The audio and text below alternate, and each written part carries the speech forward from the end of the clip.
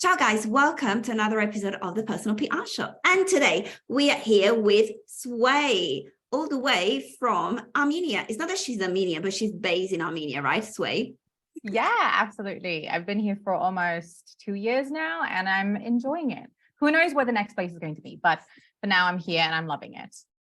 Yes, absolutely. You told me such good things about Armenia that I'm like, I want to go there as well, at least for, I don't know, 2 weeks, 2 years like you. So good, so good. But today, Swey, we're here to talk about, so says the title of our conversation, how to architect your personal brand. Why are we talking about this with you? Because you are a brand architect. So good. What is a brand architect, by the way? So I usually go by an intuitive vision and brand architect, which basically means that I'm all about activating revolutionary, iconic, power-pactful brands for multipotentialites.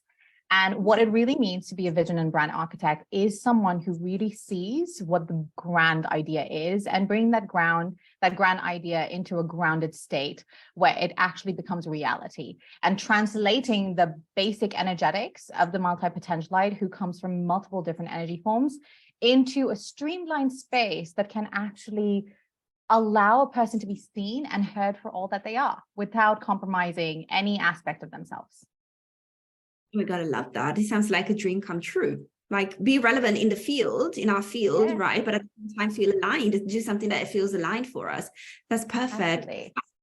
Wow. How do we do that? How do we create? So I usually, when I think about architecting, I usually say that I'm all about activating, which means crafting the energetics, bring forth the strategy, and then designing it. And the way I look at it is through these three different, I would say, pillars, but also foundations. And when we look at these three pillars, which is the energetic, strategy, and design, we look at how a person really wants to show up as. And I don't mean the fluff aspect, which is, oh, you know, I am XYZ. Those are identities that are on the outside. We want to look at what is the core identity. We take it all the way back to who did you always want? What is that blueprint? What is that impact that you want to leave? And that impact actually is sort of like a breadcrumb that follows us back to who or what we're meant to do here. And that impact then goes on to become a strategy form. How does that impact want to be shown in the world? How does that impact want to be seen in the world? And then we take that hows and whys and whats, and then we actually design how the person is actually going to show up and in what way actually feels aligned for them to show up. So when I'm thinking of architecting a brand, especially a personal brand, because that's what I usually work with, I'm focusing on the pure essence of a multipotentialite that comes from multiple different angles and bringing it forth in a way that actually resonates with their audience and doesn't make them go like, I'm not sure, you're saying too many things. We want to make it in a way that actually feels like it's actually speaking to the person right in front of them in multiple layers. That could be through media, that could be just through, you know, a networking space. But that's the way I go about architecting a brand, if that makes sense. Totally, absolutely. Wow, this sounds so deep at the same time, especially the first phase, the phase of positioning, so to say. Sounds super, super deep. Wow, something that we should dive more into. Yeah, are there any particular methodologies that you use in order to really find out what the true essence is of somebody? Because I know I'm hearing like recently, you know, that some people even work with human design. Is this something that you work with as well? Yeah, actually, I combine multiple different tools, but I would say my unique way of going about it, I actually have a background in cognitive behavioral psychology. So I'm a psychologist, and I also have a background in journalism. So what I do is kind of bring that forth together, and I look at something called a combinational chart. A combinational chart focuses on numerology, Vedic astrology, human design, and gene keys. I take really close bits and pieces that makes the aesthetic of the brand, that shows the aesthetic of the brand, the vision of the brand, the values of the brand, and then how is the brand strategy, the forefront strategy, and how does that actually relate with them reaching their financial freedom? And so I look at this combinational chart, and then I sort of have this session called an essence decoding session. In this session, I basically go through a sort of, I wouldn't say a sort of, but a likeness of talk therapy, but it's not really talk therapy. I'm just going layers and layers deep into what is it that they're truly trying to say. the core message of what's really coming up. So this is my unique approach of looking at the combinational charts, doing a little bit of psyche deep dive in conversations to really translate what their unique strategy is as someone who is doing multiple different things at the same time. So yeah. Wow, I love this. And I also love the word that you mentioned a couple of minutes ago, which is it multipotentialite? Did I understand? Multipotentialite, correct. Is this neologism from you? Does it come from you? No, actually, this term was coined by Emily Warwick, if I'm not mistaken. I'm not sure about her last name, but Emily something. And she, this word actually comes from the word polymath, and there are many other words that kind of resonate with this. But what it essentially means is someone who's a multi-passionate individual in creative fields, logical fields, multiple different interests that are under the same umbrella or in multiple different umbrellas. A multi-potentialite is usually someone who has multiple different interests that are playing out at the same time parallelly, or it could be seasonal, or it could be just one after the other. So that's the broad term. But I usually, even though polymath is something that existed a long time ago, the very essence of it, but I just love the word multipotentialite, because for me, the word that I like using is a multipotent identity. That means someone who's very multifaceted, very multidimensional, and they're but translating that in their personal branding. So yeah. Oh my God, it's so good. It's so good. So many words. I love words. And I see that these are all synonyms, right? Polymath, multipotentialite, multidimensional, multifaceted, multipassionate, and so on. They are very similar, but at the same time, each one of them has its own nuance, right? Exactly. Yeah. I love the ecosystem of these terms. Thank you for bringing it to our awareness. This is great. But I do have one more question, which is, okay, we talked about how to really get to, let's say, the deep essence of somebody in order to really capture it and then to translate it in a way that is relevant for other people and so on. So we understood that first phase. If we skip, let's say, I don't know which number it is, if it's phase number 4 or whatever, but then we get to, the actual promotion and putting this brand into the world. One of the things that you mentioned is media. And another thing is also networking, which is also something that I talk about. I always say, okay, we have to be present on our own channels, then third-party channels, and then we have to establish the right relationships as well that would allow us, like the content also that we produce and the third-party coverage. All of these things will allow us, of course, to actually be recognized as an expert, a thought leader, as an authority in our field, right?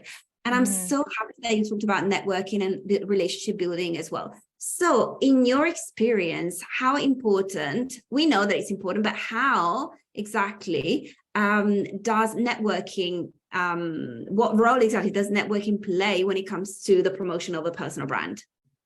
I love this question. I get asked this very, very often. I'm a pro networker, but I always look at networking in a non-traditional sense. What I mean by that is traditional networking really focuses on surface-based relationship building. I'm not looking at that. I'm looking at a deeper level of relationship building that has, I wouldn't say particular steps, but it has a few layers to it. So the way that networking plays in the bigger role for a multi-potentialite is to really just get out there and focus on being more of an opportunist instead of I'm in this label and allowing that label to kind of have blueprints made out. So networking is very essential for any multi-potentialite who's going out there and getting their name out there. But the way I look at networking is that social circle that you can depend on for partnerships. For multi-potentialites to really get out there, you need to leverage partnerships. You need someone who can actually reference you, to recommend you and be like, hey, this is someone, and I've had the opportunity to play in their energy, and this is how amazing they are. Just having a few good words said about you through your social circle really opens the door for so much more. I recently actually had a conversation with a client, and I just told her, like, hey, why don't you just go into these networking spaces and don't tell them, I'm X, Y, or Z. Allow yourself to actually see what are they struggling with. And even if they're not struggling with something, I think this is another thing that I love bringing up. we always go into these relationships and we're thinking like we're going to help fix something. Sometimes it's not that. Sometimes it's just about empowerment, right? Sometimes it's just about being able to play a role that doesn't have to do with fixing or solution finding. It's just something that is, coherent with everything that's going on for the other person and for you. And I told her, just go there, focus on listening to the person and what's really going on in their life. There's so much that we can, because we're intuitive beings at the end of the day. It's so easy to have a conversation and be like, oh, that's something I could do, or that's something that you could do. And it just all kind of, melts together. And she did that, and she booked on as a project manager, which was so amazing because she has never done project managing before. And I was like, see, that's one of your skill sets. And you just allowed that skill set to shine because you didn't allow yourself to be labelized. So networking for multi-potentialites is extremely essential, especially networking is actually a part of the big foundation of multi-potentialites, because as multi-potentialites, you have multiple interests and they cannot all be, translated in a very traditional way that personal brands that have particular niches do. So networking kind of allows you to play in your own energy. So yeah.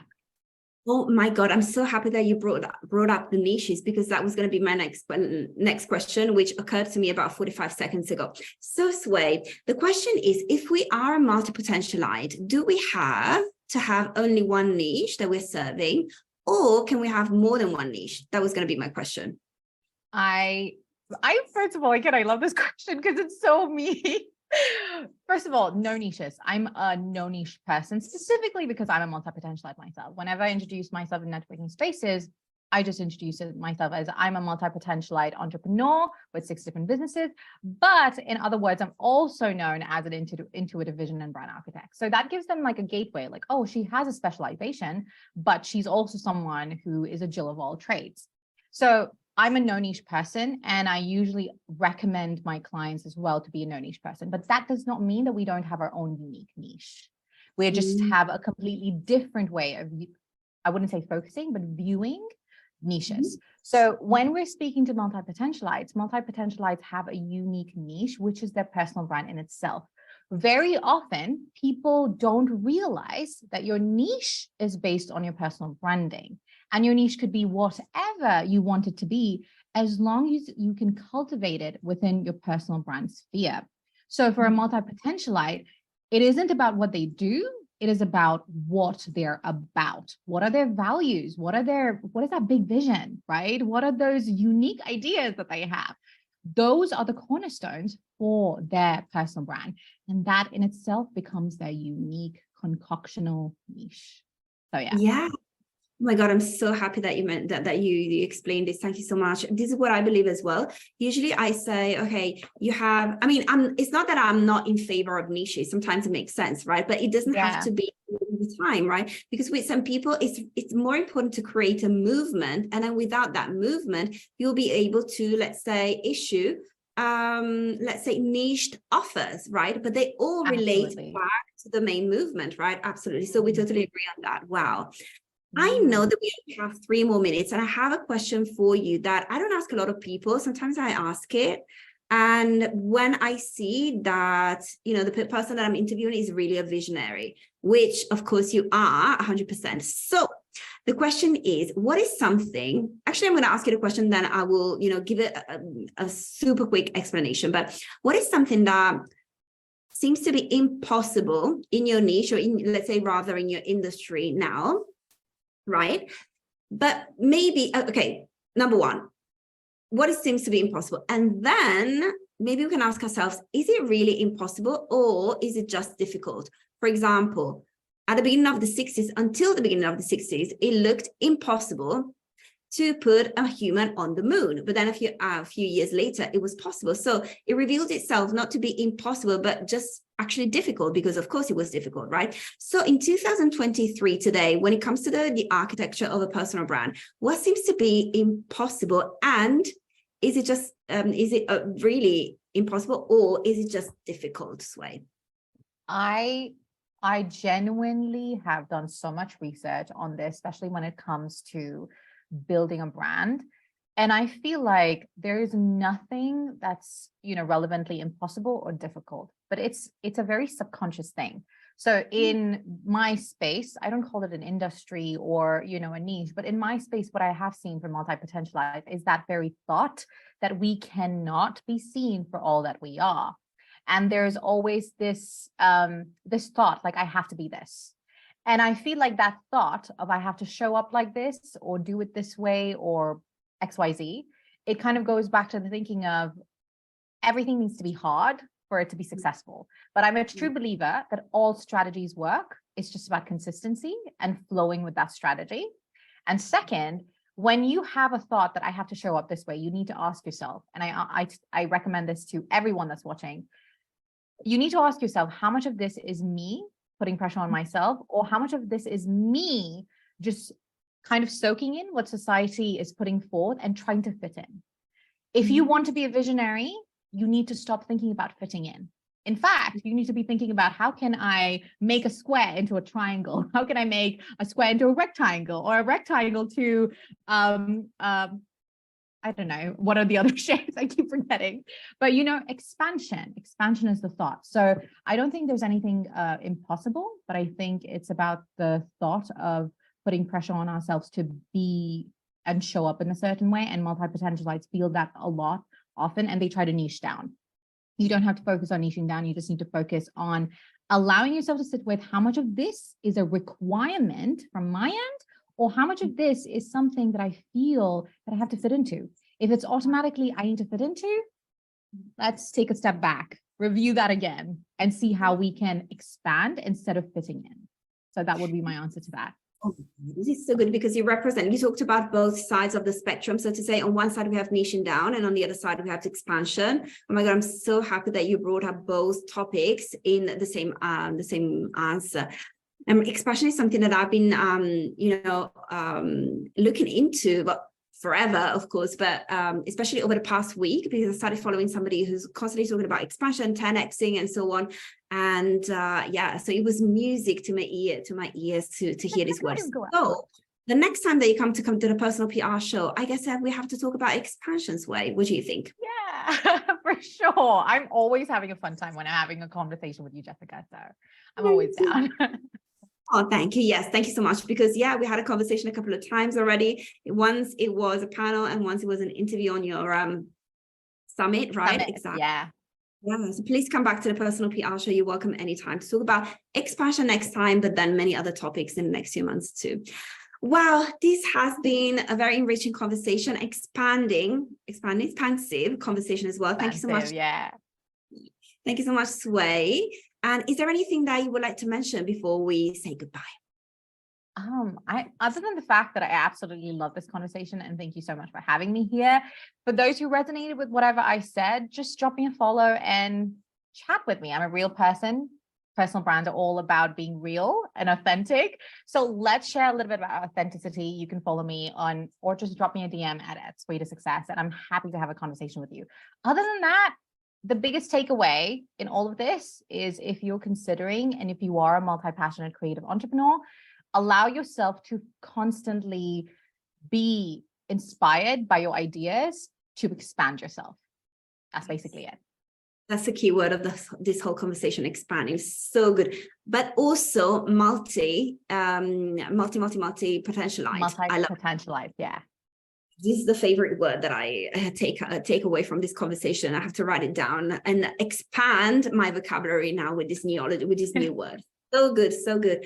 Okay, awesome. Then Sway, we will be sure to include all of your links here in the comment section of this live in the Facebook group, and then certainly also in the description of this interview, which will be uploaded tomorrow also on our YouTube channel, right? So that everybody can find you regardless of the platform. So good. Thank you so much again, and we'll talk to you soon. You too. Take care, love. Bye. Bye, my dear. Bye. Bye, guys. And I'll see you tomorrow for another episode of the Personal PR Show.